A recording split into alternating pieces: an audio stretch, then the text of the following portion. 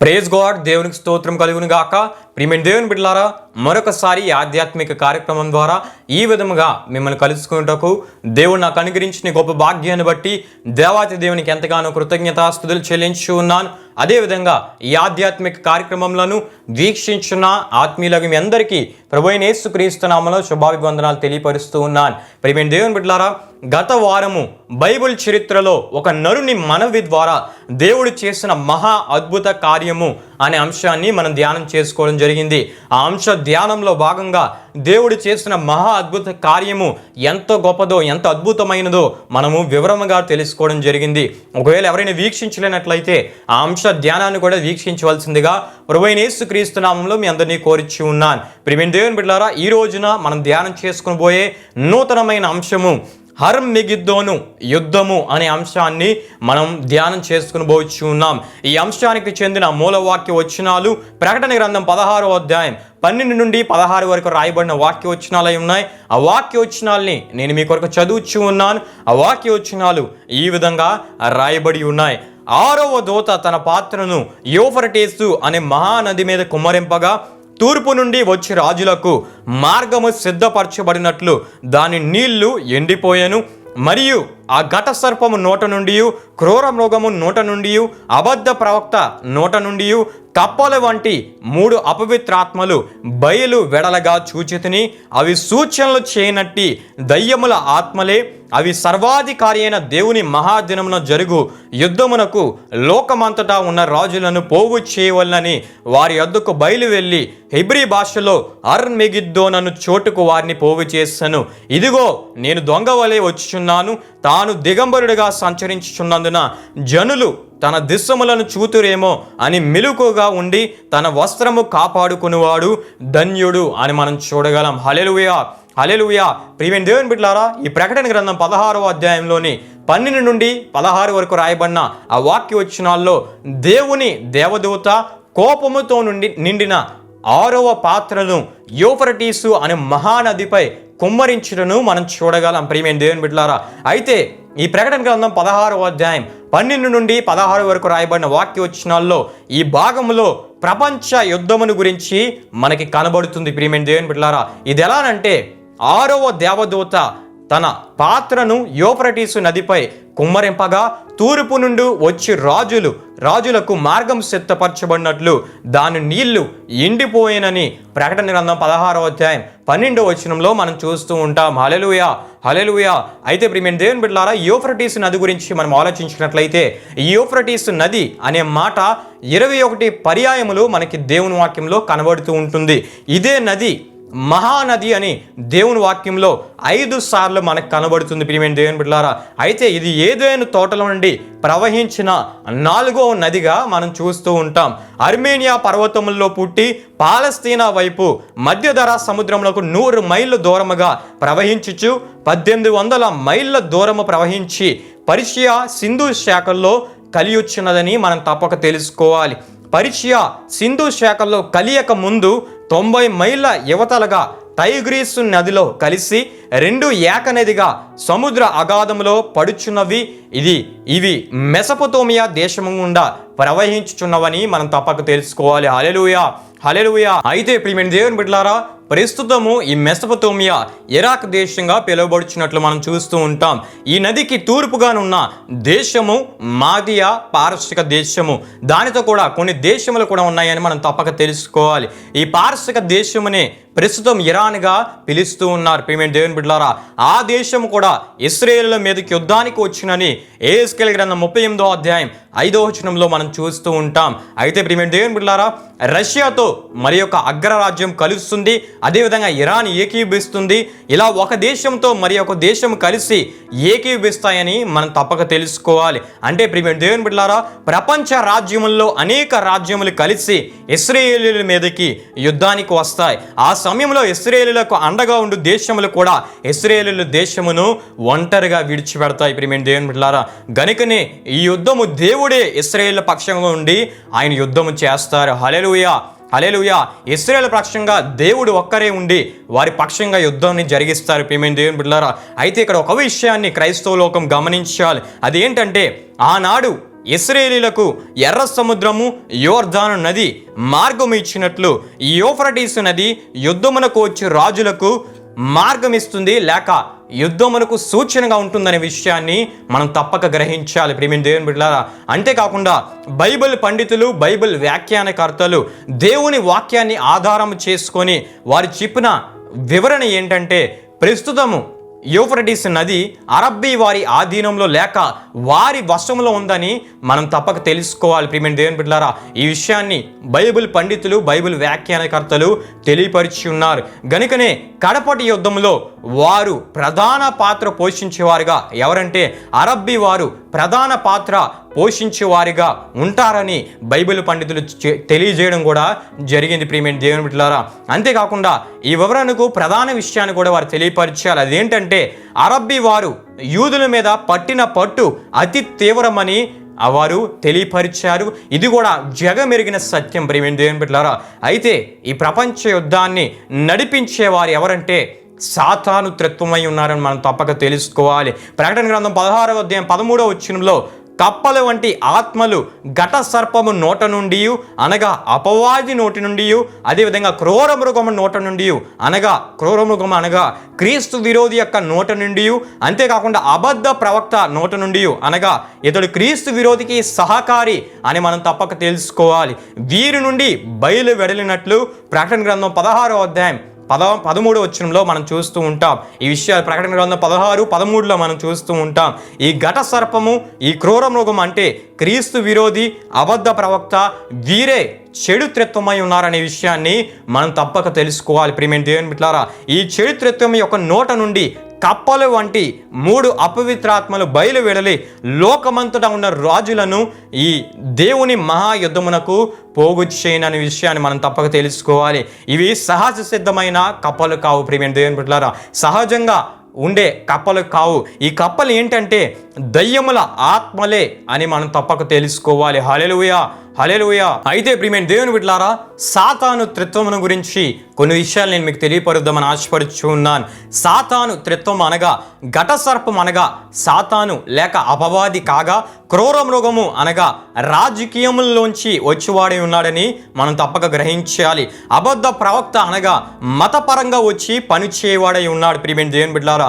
అంటే ఒకడు రాజకీయంగాను ఇంకొకడు మతపరంగా రాగా వీరి వెనుక ఉండి పనిచేయవాడే దేవుని శాశ్వత శత్రువు లేక దేవుని శాశ్వత విరోధి అయిన సాతాను, వాని శక్తి అయి ఉన్నదని మనం తప్పక గ్రహించాలి ప్రియమైన దేవుని బిడ్డలారా. ఈ సాతాను త్రిత్వం ఏం చేస్తారంటే ఇశ్రాయేలు మీదకి వారు ఆరాధించు యెహోవా యెహోవా యేసుక్రీస్తు మీదకి యుద్ధానికి ప్రపంచ దేశాలను ప్రేరేపించే పని ఈ సాతాను త్రిత్వం చేస్తారు ప్రియమైన దేవుని బిడ్డలారా. అయితే ఈ సందర్భంలో క్రైస్తవ లోకం ఒక సత్యాన్ని గ్రహించాలి. అదేంటంటే క్రీస్తు విరోధి కోపముతో నిండుకొని దేవుని పరిశుద్ధులు విశ్వసించు యెహోవా యెహోవా యేసుక్రీస్తు అను ఏకైక నిజ దేవుణ్ణి విరోధించి యుద్ధము చేయుటకు వచ్చుటయే హర్మెగిద్దోను యుద్ధమునై ఉన్నది ప్రియమైన దేవుని బిడ్డలారా. హల్లెలూయా, హల్లెలూయా. ఈ హర్మెగిద్దోను యుద్ధం ఏంటంటే ఇప్పుడు వరకు మనం తెలుసుకున్నాం. క్రీస్తు విరోధి కోపంతో నిండుకొని దేవుని పరిశుద్ధులు విశ్వసించు యెహోవా యెహోవా యేసుక్రీస్తు అని ఏకైక నిజ దేవుని మీదకి ప్రపంచ అన్నిటినీ పురుగులుపుటే వారందరినీ పోగు చేయటయే హర్మెగిద్దోను యుద్ధమునై ఉన్నది ప్రియమైన దేవుని బిడ్డలారా. అయితే ప్రకటన గ్రంథం 15వ వచనంలో మనం చూస్తున్నప్పుడు ఈ మహాయుద్ధము జరుగు స్థలము కూడా అక్కడ చెప్పబడినట్లు మనం చూస్తూ ఉంటాం. అదే హర్మెగిద్దోను అనే స్థలమనే ఉన్నది. ఇది పూర్వకాలంలో మెగిద్దో అనే పేరుతో పిలువబడేది ప్రియమైన దేవుని బిడ్డలారా. మెగిద్దో అనగా గుంపులు కూడు స్థలము అని మనం తప్పక తెలుసుకోవాలి. పురాతన కాలం నుండి అది యుద్ధ భూమియే అని న్యాయాధిపతుల గ్రంథం 5వ అధ్యాయం 19వ వచనంలోను, రాజుల 2వ గ్రంథం 9వ అధ్యాయం 27వ వచనంలోను, దినవృత్తాంతముల 2వ గ్రంథం 35వ అధ్యాయం 22వ వచనంలోను, జకరియా గ్రంథం 12వ అధ్యాయం 1 నుండి 12 వరకు రాయబడిన వాక్య వచనాల ద్వారా ఈ విషయాలు మనకు తెలియపరచబడతాయి. హల్లెలూయా, హల్లెలూయా. అయితే ప్రియమైన దేవుని బిడ్డలారా, ఇప్పుడు ఈ మెగిద్దో అనే పదానికి హర్ అనే పదం కూడా కలుస్తుంది. ఇదేంటంటే ఇది ఒక చరిత్రాత్మకమైన మైదానము ప్రియమైన దేవుని బిడ్డలారా. ఈ స్థలంలోనే మహాయుద్ధములు జరుగుచూ వచ్చాయి ప్రియమైన దేవుని బిడ్డలారా. ఇదే స్థలానికి ఆఖర ప్రపంచ యుద్ధము కూడా జరుగుతుంది.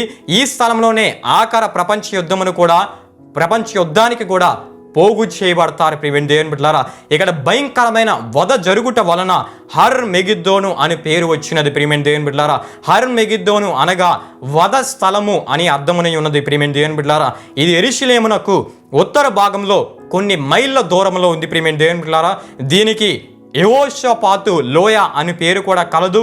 ఈ విషయాన్ని యోవేలు గ్రంథము 3వ అధ్యాయం 12వ వచనంలో మనం చూస్తూ ఉంటాం.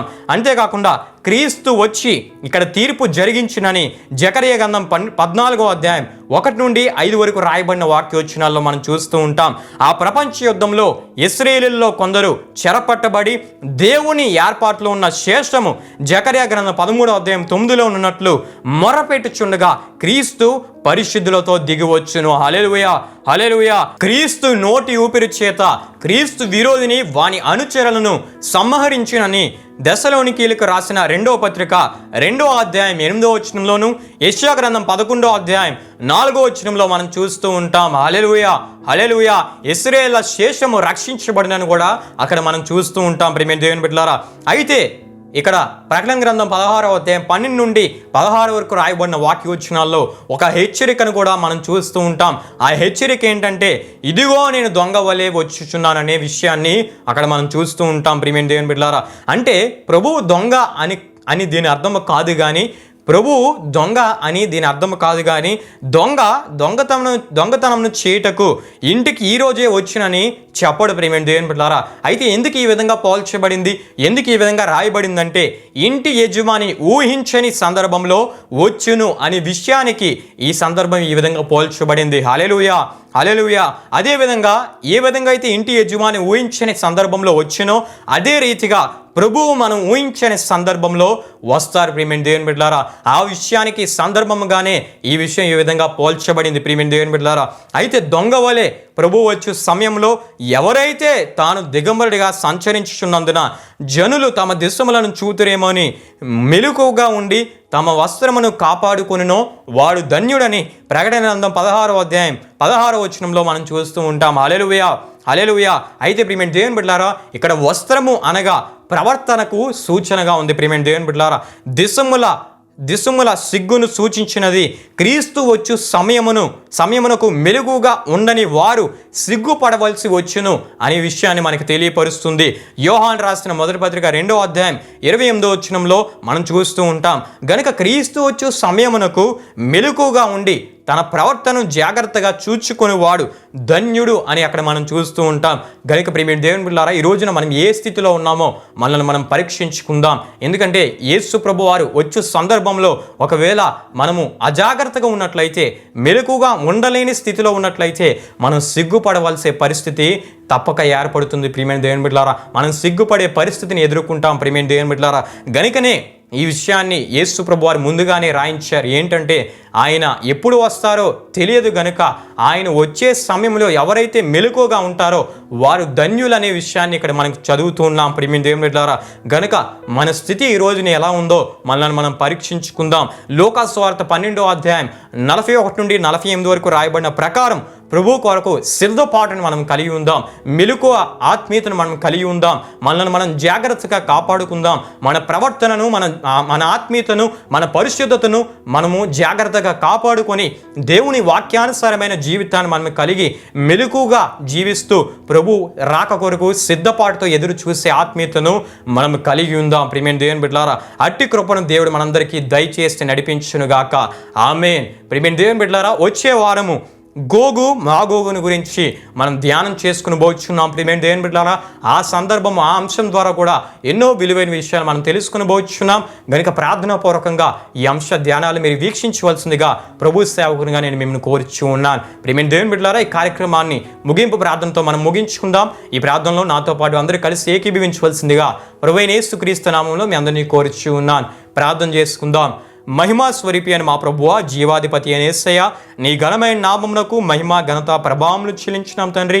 దేవా, ఈ అర్మెగిద్దోను యుద్ధము అనే అంశం ద్వారా ఎన్నో విలువైన సత్యాలు, ఆత్మీయ విషయాలు మేము తెలుసుకోవడానికి, ధ్యానం చేసుకోవడానికి మీరు మాకు అనుగ్రహించిన ఈ గొప్ప భాగ్యాన్ని బట్టి నీకు స్తుతులు చెల్లిస్తున్నాం తండ్రి. దేవ, వీక్షించిన ప్రతి ఒక్కరిని మీరు దీవించండి, ఆశీర్వదించండి. దేవ, ఈ విషయాలు గ్రహించిన ప్రతి ఒక్కరూ అనేకులకు తెలియపరుస్తూ దేవ, వారు కూడా విశ్వాసం బలపడినట్లు, ఈ కార్యక్రమాలు ఉపయోగపడినట్లు మీరు సహాయం చేయండి. అదేవిధంగా ఈ ఆత్మీయ సందేశాన్ని విన్న ప్రతి ఒక్కరూ వారు సిద్ధపరుచుకొని మెలకువ ఆత్మీయతను కలిగి వారిని వారు జాగ్రత్తగా కాపాడుకుంటూ వారి ఆత్మీయతను సరిచేసుకుంటూ నీ కొరకు నమ్మకంగా బ్రతికి నీ వచ్చే సందర్భంలో దేవా ఎత్తబడే గుంపులో వారు ఉండేటట్లు నీ ఆత్మకార్యాన్ని మీరు జరిగించండి. దేవా, వీక్షించిన ప్రతి ఒక్కరిని మీరు దీవించి ఆశీర్వదించి అనేకులకు ఈ అంశ ధ్యానాలను వారు పరిచయం చేయనట్లు నీ చిత్తంలో వారిని వాడుకొనమని వేడుకుంటున్నాం తండ్రి. దేవా, మరొక వారము, వచ్చే వారము దేవ మరొక నూతనమైన అంశాన్ని మేము ధ్యానం చేసుకుని పోవచ్చుండగా మీ ఆత్మ సహాయాన్ని, నీ ఆత్మ జ్ఞానాన్ని మీరు మాకు దయచేసి నడిపించి ఈ కార్యక్రమాలన్నిటి ద్వారా మీరు మాత్రమే మహిమ తెచ్చుకోమని యేసు పరిశుద్ధ నామములో అడిగి వేడుకుంటున్నాము తండ్రి. ఆమేన్. యేసు రక్తమే జయం, ప్రభేసు రక్తమే జయం, ప్రభేసు రక్తం సంపూర్ణమైనది, అపవాది క్రియలకు అంత నాశనం కలుగునుగాక. ఆమేన్. ప్రభు మిమ్మల్ని నూరంతులుగా ఆశీర్వదించునుగాక. ఆమేన్.